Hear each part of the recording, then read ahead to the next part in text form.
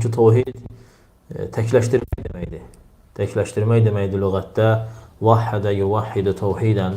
Təkləşdirmək feilindən. Məsləri də təkləşdirmək deməkdir. Tevhid yəni təkləşdirmək deməkdir.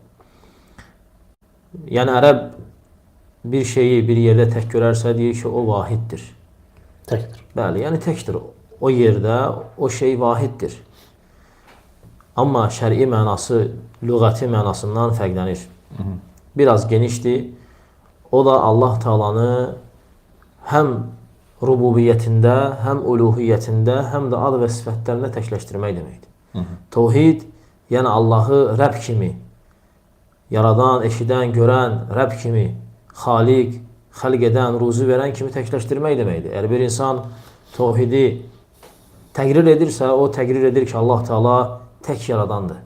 Yaratmağında təkdir. Ruzu verməyində təkdir, öldürməyində və diriltməyində hər bir tədbirində təkdir. Və onun bənzəri yoxdur.